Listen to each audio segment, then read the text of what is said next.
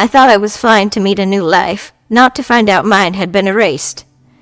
The morning I left Jamaica, the sea was calm, too calm, like it knew something I didn't. I remember standing on my veranda, the wind carrying the smell of salt and guava, watching the sunrise melt into gold across the horizon. My suitcase sat by the door, packed days early. Inside were tiny handmade baby clothes, a quilt stitched with my own hands, and a faded notebook full of recipes my mother taught me, the ones I had promised to cook for my daughter's baby shower. I had waited so long for this moment, to see her again, to hold her hand, to be there for the first grandchild. New beginnings, I whispered, clutching the tiny crochet booties I had made. For both of us. But deep down, a small part of me hesitated. It wasn't fear, more like a quiet voice asking, "Are you sure she still needs you, Mavis?" I shook it off. Of course she did. I was her mother. The taxi came just after dawn, and I waved goodbye to my neighbor, Miss Enid, who stood in her doorway with rollers in her hair and her morning tea in hand. "You be safe now, Miss Mavis," she said. "America big and cold, not like here. Make sure she treat you good." I smiled. "She's my only daughter, Enid. She'll treat me fine." Enid didn't look convinced, but she waved anyway. At the airport, everything felt like a dream, the rush of people, the chatter of accents, the smell of coffee and airplane fuel. I wasn't used to travel anymore. The last time I had been on a plane was when my husband died, and I flew back home to bury him where he belonged. This trip, though, this was meant to be joy. I found my seat by the window, clutching my purse close. The plane took off, and as Jamaica shrank beneath me, green, golden, and small, I smiled through tears. My mind wandered back to my daughter as a little girl. How she used to dance barefoot in the rain, her laughter louder than thunder. How she'd begged to go abroad for school, promising she'd never forget me. She had not come home in years, but she called sometimes, always busy, always distracted. Yet last month, her voice had changed. Softer. "Mama," she had said on the phone, "I am having a baby. I want you here for the shower. I want you to meet everyone." Those words, "I want you here," had melted every lonely night away. On the plane, I rehearsed how it would go. She would meet me at the gate with that same little girl grin. We would hug, and she would say, "Mama, I missed you." I would cook her favorite stew, rub her belly, and sing to that unborn child like I used to sing to her. I even imagined her friends' faces when they met me, the strong Jamaican mother who had raised a successful woman overseas. Pride swelled in my chest like a rising tide. The flight was long, but my heart stayed light. Every bump, every announcement, every crying baby, I smiled through it. Because I was going to see my child. When the plane landed in Florida, I sat a moment longer in my seat, letting everyone else rush off. I wanted to savor it, that first breath of American air, the sight of my daughter waiting just beyond customs.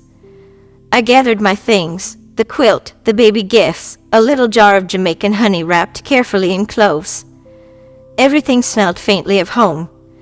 Then, with my heart thudding, I stepped into the arrivals hall. It was crowded, laughter, tears, signs with names scribbled in marker.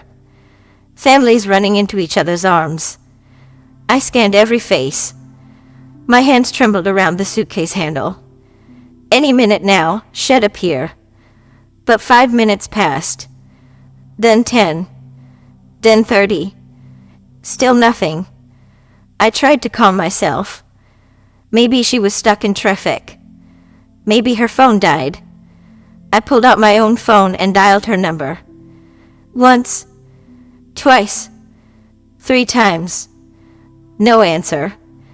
My chest tightened. I called again, this time leaving a message. "Baby, it's Mama. I'm here at the airport. I can wait, don't worry. Take your time." The message felt too small for my worry, but I forced a smile at the strangers around me, pretending everything was fine. An hour passed. Then 2. The crowd thinned. The janitor started sweeping. My hope started crumbling. I sat on a bench, gripping my suitcase, trying not to cry. Maybe she forgot. Maybe she had sent someone else and they missed me. I asked a security guard to check if anyone was waiting with my name. He looked up and said gently, "No, ma'am. Nobody's here for a May the screen." My throat tightened. "Could you check again? Maybe under another name?" He checked twice. Shook his head. I sat there, motionless. The announcement board flickered. Flight from Montego Bay, arrived 2:40 p.m. The irony made me bitterly laugh. I had arrived, but to what? I took out my phone again and called her one more time. This time, it didn't even ring. Straight to voicemail. I whispered, "Please answer, baby. I came all this way." But the only reply was silence, and the low hum of the air conditioning that made the empty hall feel colder by the second. A young couple sat nearby, waiting for someone. I caught snippets of their conversation. The woman frowned, scrolling through her phone. "Did you see that post about the baby shower next week?" "I think it's her daughter, the one from Kingston." Her boyfriend shrugged. "Yeah. Crazy story though, huh? She told everyone her mom died last year. Cancer or something." The words hit me like a slap. My heart stopped. "What?" The woman said. "I'm not joking." She even posted a tribute. Photos, candles, the whole thing. Said her mom passed peacefully back home. My boarding pass slipped from my hand and fluttered to the ground. I couldn't move. Couldn't breathe. They weren't even talking about me, not directly. They didn't know who I was. But their words painted a nightmare I couldn't unhear. She told everyone her mom died. No, that wasn't possible. My daughter would never. I stood up so fast my knees cracked. The young woman looked up, startled, but I turned away before she could speak. I pressed a trembling hand against the cold wall, my breath shaking. Maybe it was a mistake. Perhaps they were talking about someone else. But deep inside, I already knew. I replayed the last few months, the missed calls, the rushed conversations, the excuses. The way her voice wavered when she invited me. Had she thought I wouldn't come? Or had she hoped I wouldn't? I picked up my boarding pass with numb fingers. My reflection in the glossy floor looked like a stranger, tired, small, and invisible. I wanted to scream, to demand answers from the world. But who would listen to an old woman with a suitcase full of gifts for a child who might never know her name? I sank onto the bench again, staring blankly ahead. The speakers overhead announced another flight from Kingston, cheerful music playing between the calls. It felt cruel, like a reminder that the place I had left was still spinning, still alive, while my world had just stopped. Around me, families laughed and hugged. A little girl ran past me, dragging a pink balloon. Her mother called after her, "Come here, don't run away." And I thought I did everything so she wouldn't run away. I raised her alone. I worked day and night so she could study abroad, so she could have what I never did. And now, she'd erased me. A voice crackled over the PA system, "Last call for flight 621 to Montego Bay." I almost laughed through my tears. Part of me wanted to run back, board that plane and go home. Pretend none of this happened. But another part, the same part that had carried me through every hard year, every lonely night, whispered, "No.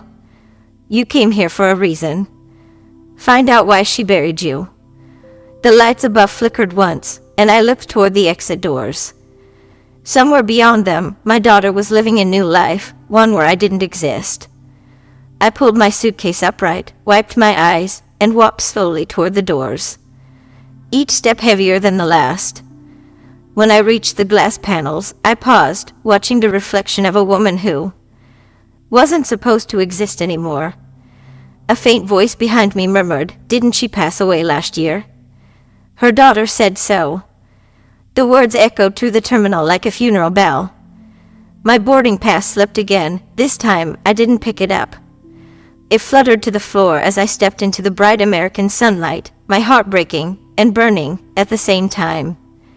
If she thought I was gone forever, I whispered under my breath, she is about to find out the dead don't stay quiet for long. The camera lingers on Grandma's stunned face as the sunlight blinds her eyes.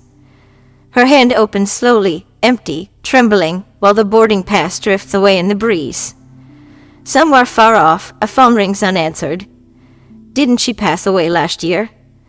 Her daughter said so, echoes faintly again, as Grandma looks up toward the horizon, her grief hardening into resolve. You never forget the sound of your own name, especially when someone says it like you are a ghost.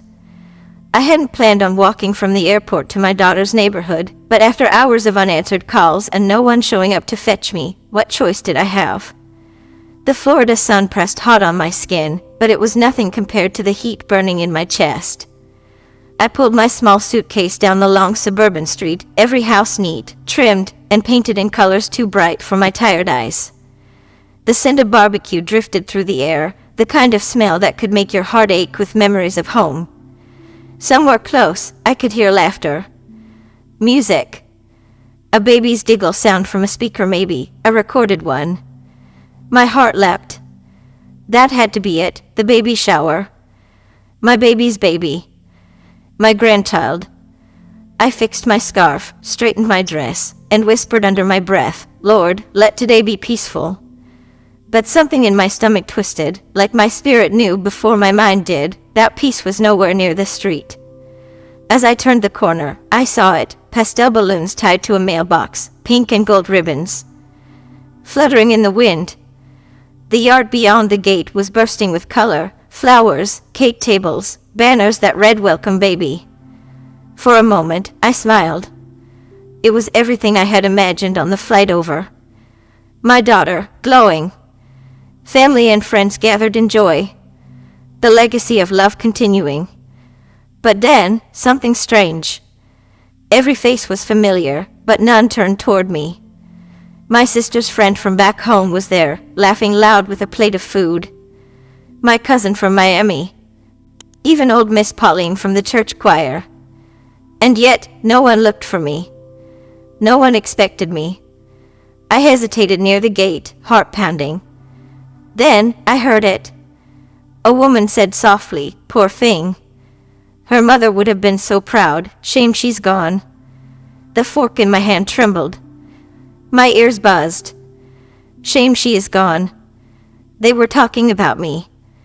I pressed closer to the wooden fence, fingers gripping the slats.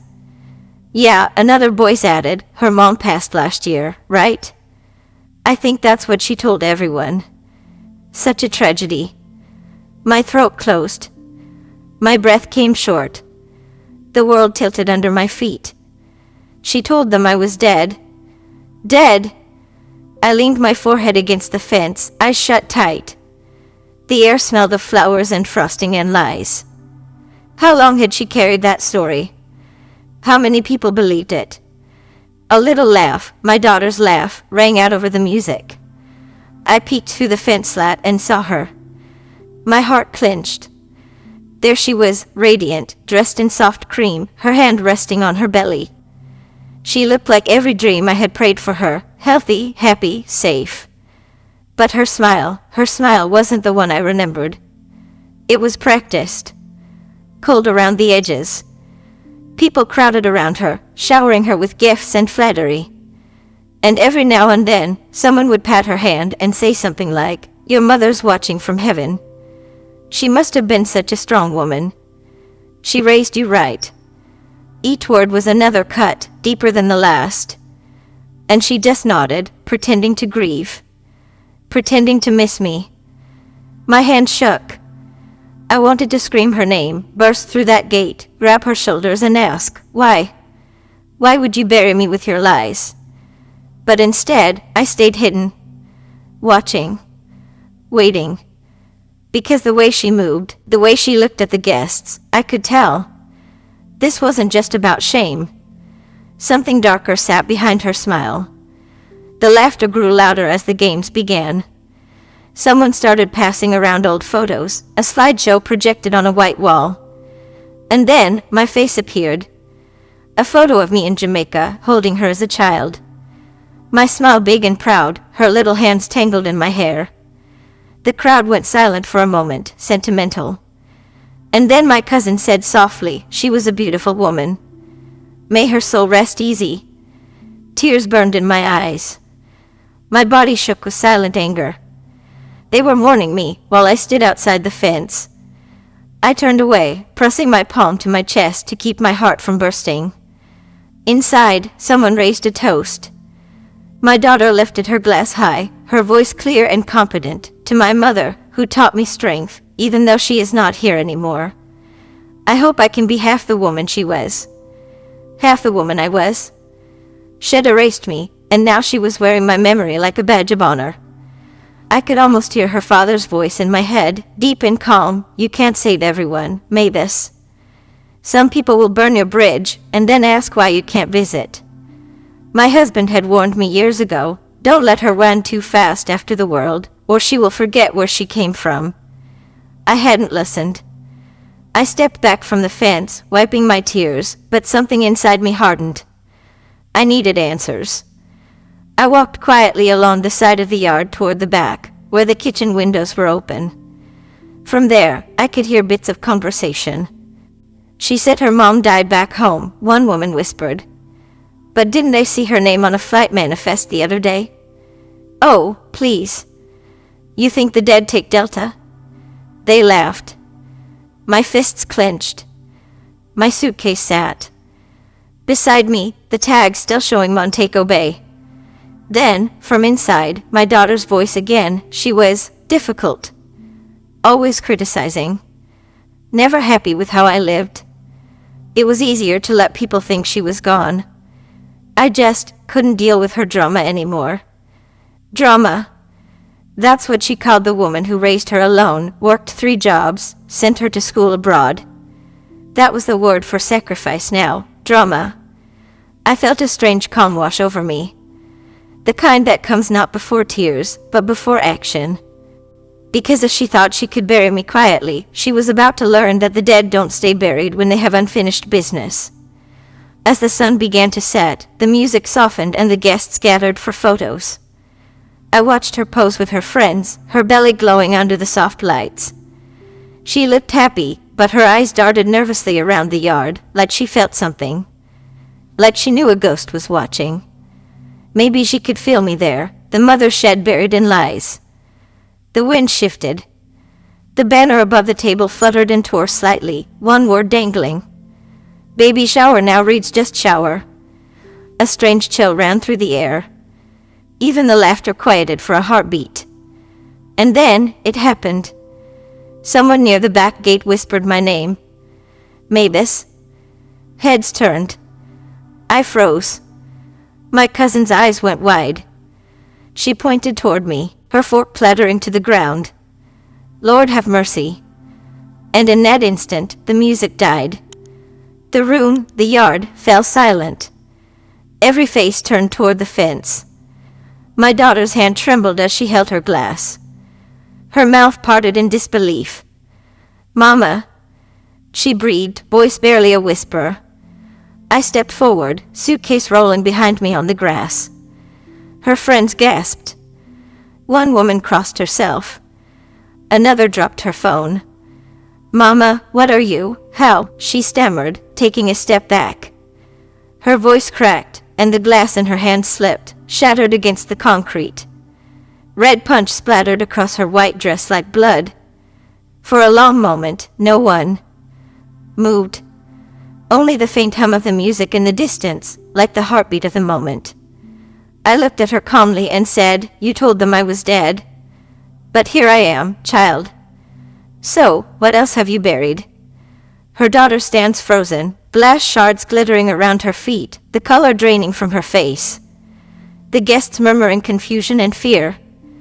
And as the scene fades, the camera lingers on her trembling hands, one still clutching her belly, and her wide eyes, filled not with joy, but dread. You never forget the sound of your own name, Grandma's voice echoes softly, especially when you hear it from the lips of someone who swore you'd never speak again. I wasn't supposed to exist, not in her perfect new life. The laughter died the second I stepped through that back gate. All those painted smiles froze, eyes darting like startled birds. The music from the speakers still played, some upbeat pop song about family and love, but the warmth drained out of that yard faster than sunlight after a storm. And there she was, my daughter, the baby shower queen. Her belly round beneath a silk dress, her hand clutching a champagne flute like it could shield her from the truth standing at her fence.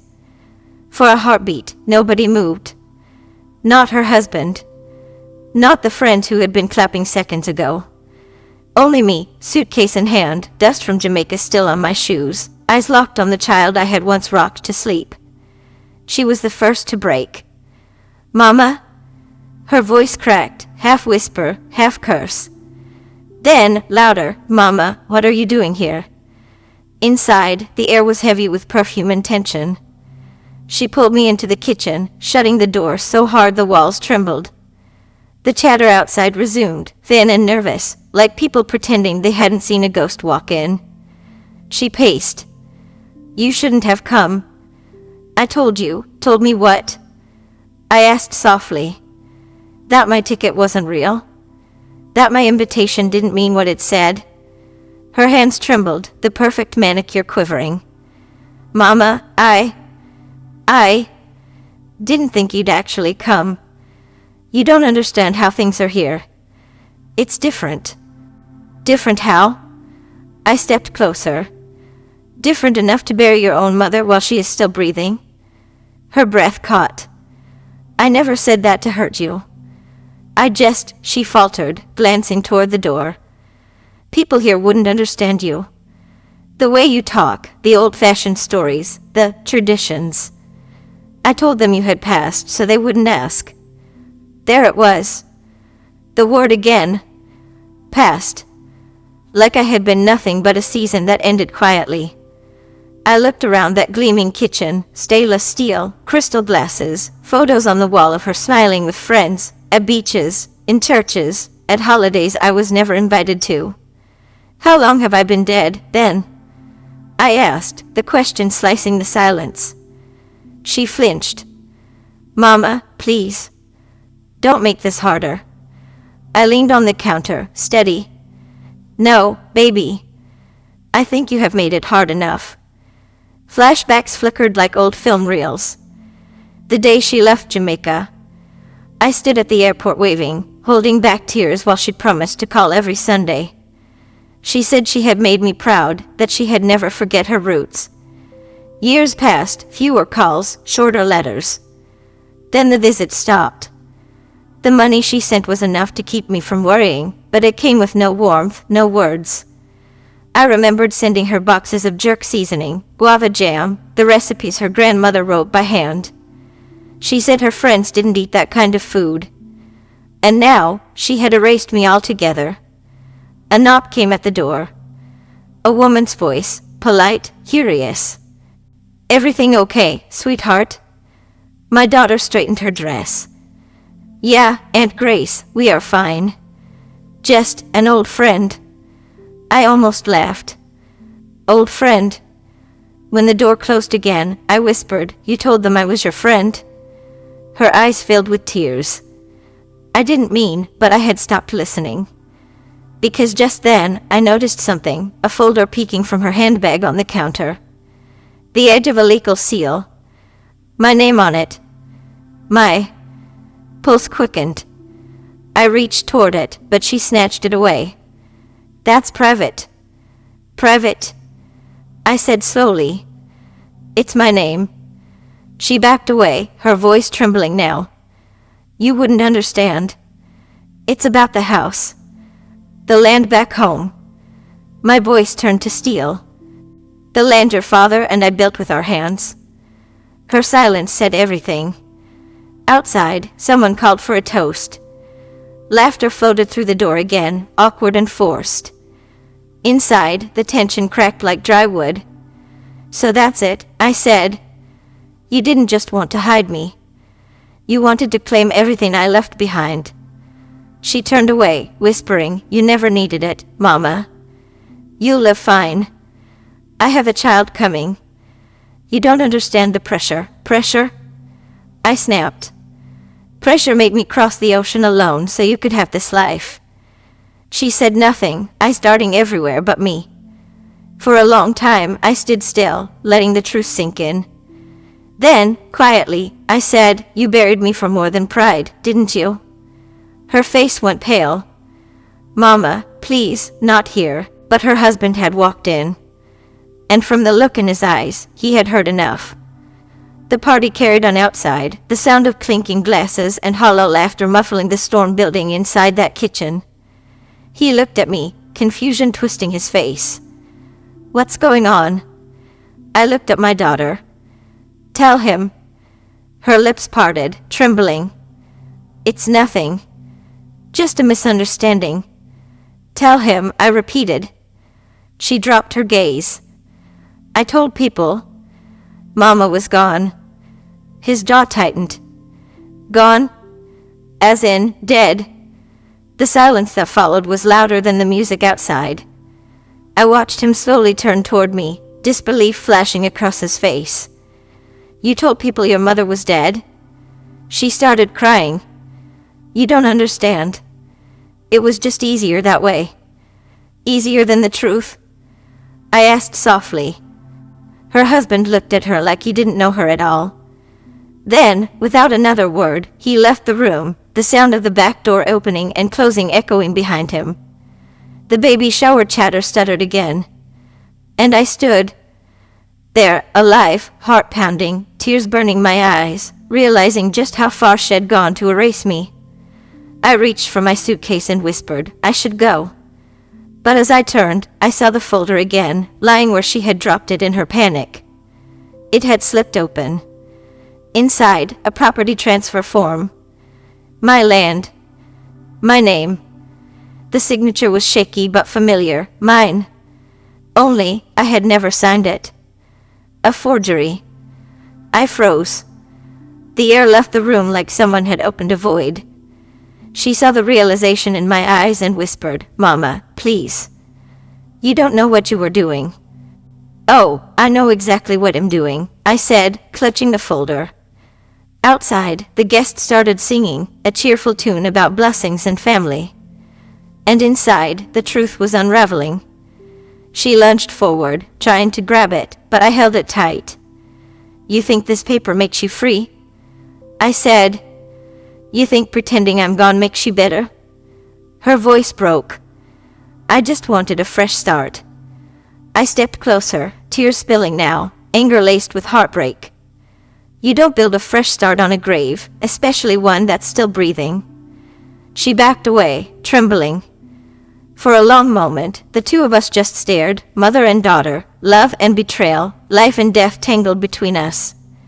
Then, from outside, someone opened the kitchen door. A gust of laughter spilled in, and behind it, the sight of faces curious and afraid. Dozens of them. Friends, cousins, church folk. And in the center, her husband, holding their baby's ultrasound photo, staring at me like I had come back from the grave. Is it true? Someone whispered. That's her mother? The crowd murmured. Cameras lifted. Phones recording. My daughter's perfect world cracked open in real time. And for once, I didn't stop it. I straightened my dress, lifted my chin, and said clearly, yes. I'm her mother. The one she said was dead. A gasp rippled through the crowd. The music stopped. And my daughter, she just stood there, tears streaking her face, whispering, Mama, please stop. But I couldn't. Not anymore. Because ghosts don't stay quiet once they have been called back to life. The crowd parted as her husband stepped forward, voice low but steady. He looked at me, then at her, and asked, What else haven't you told me? The camera lingers on my daughter's face, pale, trembling, trapped between the truth and her lies. And as the whispers grow louder, I clutch the folder to my chest, knowing this was just the beginning. The dead can't own land, and that's exactly what she counted on. The house was quiet that night, too quiet for celebration. The laughter had faded, replaced by muffled arguments behind closed doors. The baby shower decorations still clung to the walls, sagging like wilted flowers. I sat in the guest room they had set up for me, a folded cot in a space that smelled like paint, not home. I couldn't sleep. My hands wouldn't stop trembling. That folder, the one I had seen earlier, haunted me like a bad spirit. Every time I closed my eyes, I saw my own name printed beneath forged ink, my existence erased for profit. They thought I would drop it. They thought I would accept being a ghost. But I buried too many dreams already. I wasn't about to bury the truth. I slipped out of the cot and tiptoed through the hallway, careful not to wake the floorboards. My daughter's study was on the second floor, door slightly ajar. The faint blue glow of her laptop illuminated the room. She'd left it on, careless, like someone who thought their lives were safe. I hesitated at the threshold. "Mama raised you better than this," I whispered to myself. But I stepped inside anyway. The desk was cluttered with files, bank statements, property listings, legal forms. At the top of one stack, my name, Agatha Williams. I felt my chest tighten. I flipped through the documents, and there it was, the one that made my knees weak, certificate of death. It had my birth date, my father's name, even the hospital I was supposedly pronounced dead in. Stamped. Signed. Official. But I was standing right there, breathing. The signature, my daughter's, sat at the bottom, disguised under a notary stamp. I gripped the paper so hard my knuckles turned white. "So that's how you killed me." A sudden sound, footsteps in the hall. I froze, clutching the documents to my chest. The door creaked. Her fiancé stepped in, half-dressed, rubbing his eyes. "Mrs. Williams?" His voice carried more irritation than surprise. "What are you doing up?" I stared him down, calm but cold. "Looking for my name." "Seems your fiancé misplaced it." He glanced at the papers in my hands and sighed, running a hand through his hair. "You weren't supposed to see those." I raised an eyebrow. I wasn't supposed to be alive either, according to these. He walked closer, tone shifting, soothing, patronizing. "Look, you have got to understand. It's not what it seems." "Then explain it," I said. He hesitated. "The house in Jamaica, the property your daughter's trying to secure it before something happens. You are not getting younger," and I slammed my palm against the desk. "Don't you dare finish that sentence." He flinched. "It's fraud," I hissed. "You forged government papers. You faked a death. You buried me with ink and lies." He straightened, tone firm now. "You think you understand, but you don't. This isn't about greed. It's about security. For the baby. For our future." I stared at him in disbelief. "So your future begins with killing the past." He met my gaze, unflinching. "If that's what it takes." Something in me snapped then, not loud, but final. Like a string that's been pulled too tight for too long. I set the papers down slowly, like laying flowers on a grave. "You know," I said, voice trembling but steady, "I came here with gifts. Handmade blankets. Family recipes. My mother's pearls. I came to bless new life." I looked him dead in the eyes. But all I found was the funeral of my own name. He swallowed hard, guilt flickering across his face for the first time. "You don't understand what she has been through. You were always judging, always. Enough," I cut in. "You don't know me. And clearly, you don't know what happens when you steal from a Jamaican mother who survived hurricanes, hunger, and heartbreak." He stepped aside as I brushed past him, voice low but defensive. "If you go to the police, you will ruin her life." I paused at the doorway. "No," I said without turning. "She ruined mine first." Downstairs, the baby shower aftermath looked like a battlefield. Deflated balloons, half-empty glasses, a stray pacifier under the couch. I sat for a moment, the documents clutched in my shaking hands, staring at the mess of a celebration built on lies. The baby photos. The smiling faces. The decorations that read new beginnings. How cruelly ironic. I thought of my late husband, his voice echoing in my mind. Agatha, never sign anything without reading the fine print. And never trust charm over character. He had been right. I pressed the papers flat, memorizing every seal, every forged line. And then I folded them carefully, sliding them into my purse. Because some wars aren't fought with fists. They're fought with proof. When I finally stepped outside, the night was cool, the air humming with crickets. Streetlights glowed gold on the wet pavement. For the first time in years, I felt something sharp and alive in me, not anger, not sadness. Purpose. The neighbors' houses were dark, curtains drawn. I stood on the porch, staring at the stars, the same ones I had watched from my veranda in Jamaica. So far away, and yet so close. I took out my phone, scrolling to the name I had never deleted, even after all these years. Mr. Rowe, attorney. Had been my husband's lawyer, the one who helped us buy our land fair and square. He had handled our wills, our business licenses, even my retirement paperwork. I had kept him on retainer, just in case. Because as my mother always said, the wise woman prepares her umbrella before the rain. I pressed call. The phone rang. Once, twice, then clicked. Mr. Rowe speaking. I hesitated, swallowing the lump in my throat. Mr. Rowe, this is Agatha Williams. Silence. Then, confusion. Agatha? My God, I thought you had died. I finished for him, bitterly. Seems that's what everyone thinks. He was silent for a moment. Then, quietly, tell me everything. So I did. The forged papers. The fake certificate. The signature that wasn't mine. When I finished, his voice had turned sharp, professional. That's criminal fraud, Mrs. Williams.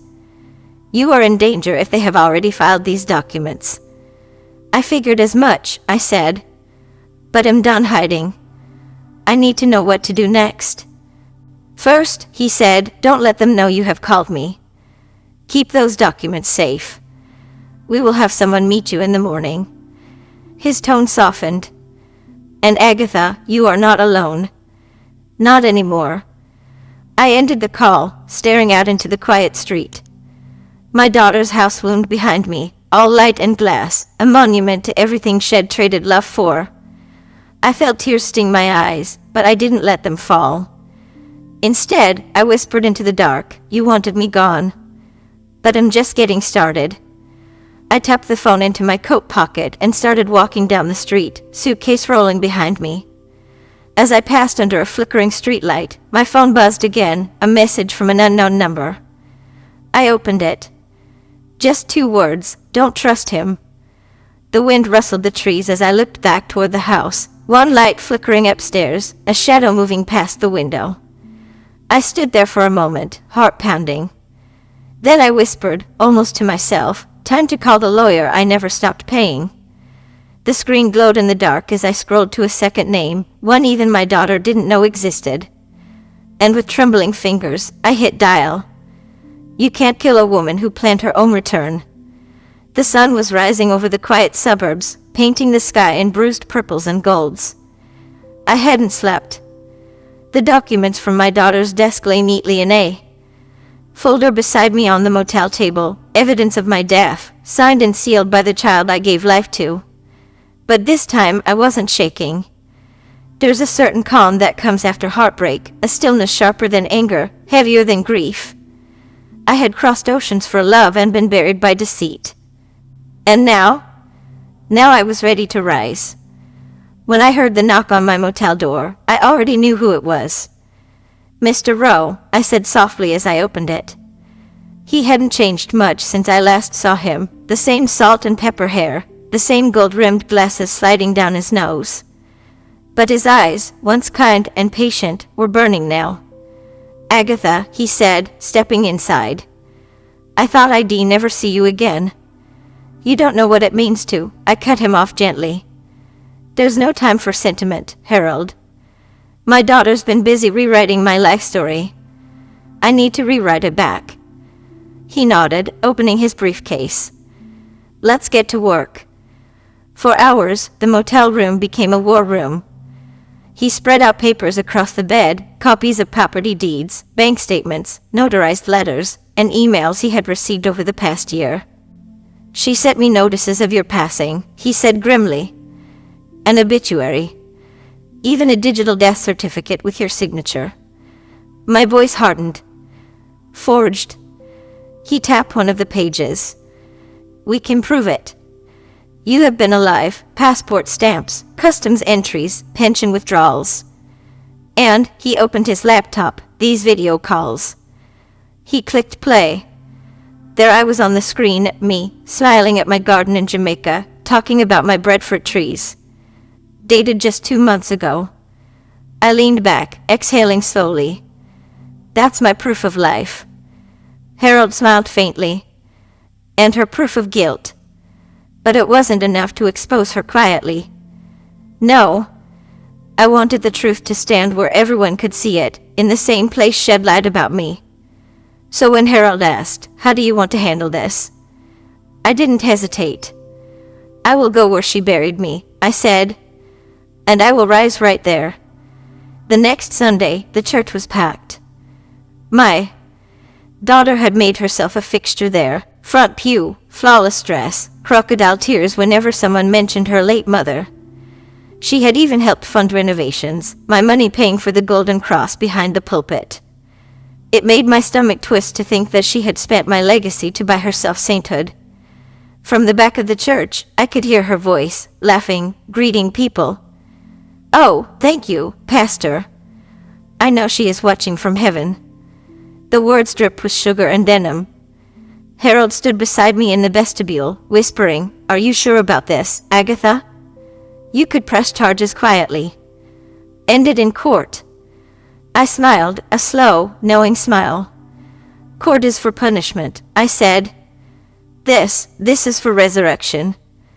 The organ began to play. The pastor took his place behind the pulpit. He was an old man with a booming voice, the kind that filled the rafters and made the timid tremble. Today, he declared, we honor the memory of Sister Agatha Williams, a woman of faith, a devoted mother, taken too soon. My daughter bowed her head dramatically. She's in a better place, someone whispered. I stepped forward. My heels clicked against the polished floor. 1, 2, 3. Every sound echoed through the sanctuary. People turned. One by one, their eyes widened. Conversations died mid-sentence. I walked down the center aisle, sunlight from the stained glass spilling across my shoulders like fire. Forgive me, Pastor, I said, voice steady. But I think there's been a mistake. The room froze.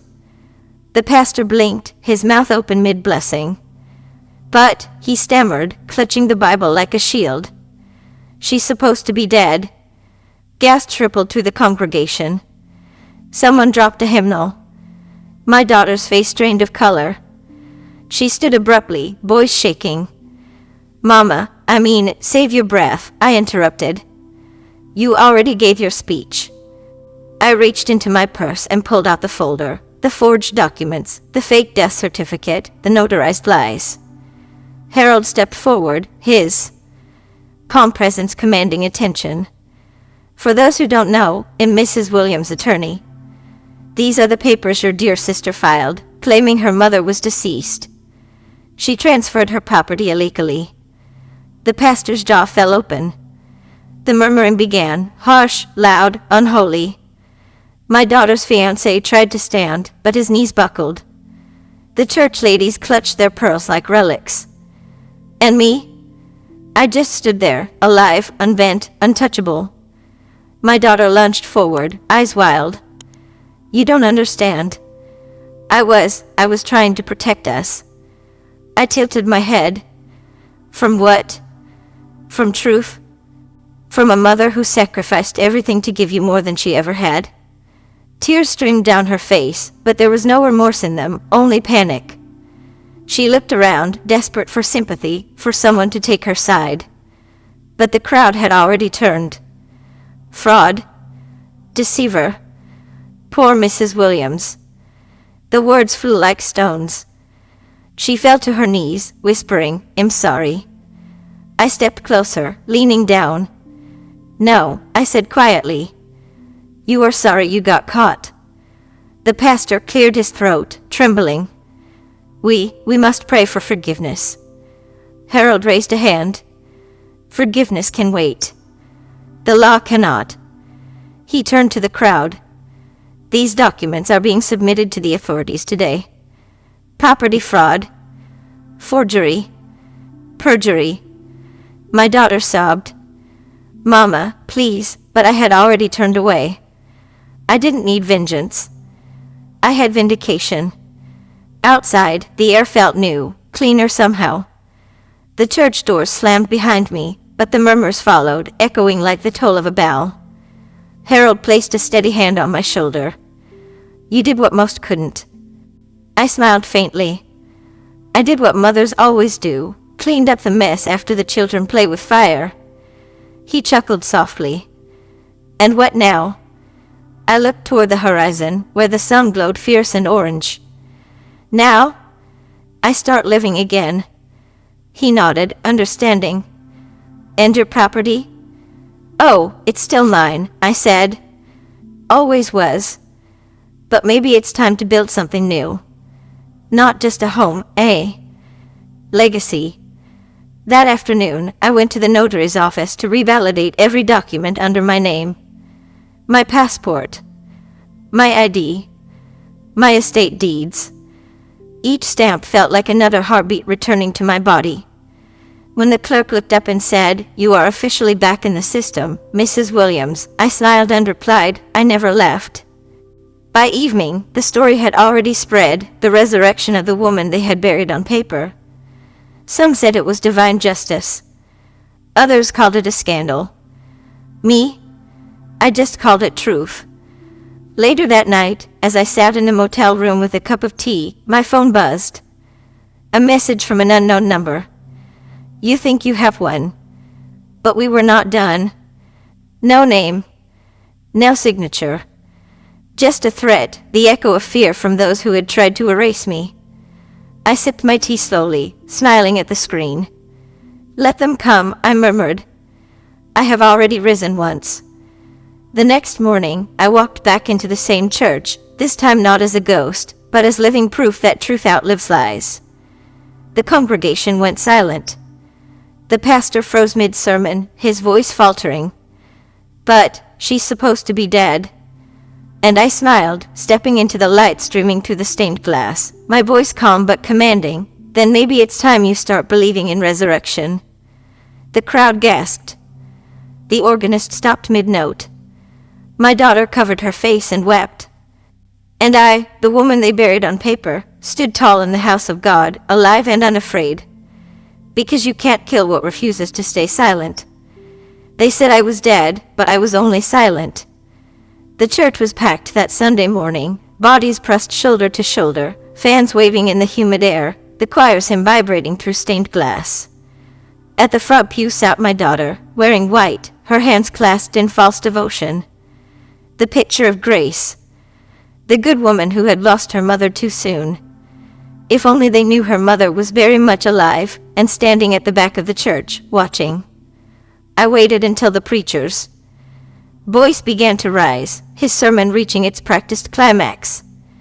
"And we must remember," he said, his voice thick with sympathy, "to lift up Sister Denise, who lost her dear mother last year. But she turned pain into purpose. That was my cue." I pushed open the doors. The sunlight poured in behind me like a spotlight, blinding them all. Heads turned. Whispers began. A woman dropped her Bible. And there she was, my daughter, frozen, color draining from her face. The preacher blinked, stammered mid-sentence. "But she's supposed to be dead." I walked slowly down the aisle, each step deliberate, the heels of my shoes echoing like judgment. I stopped at the front pew and looked straight into her eyes. "I was dead to you, maybe," I said.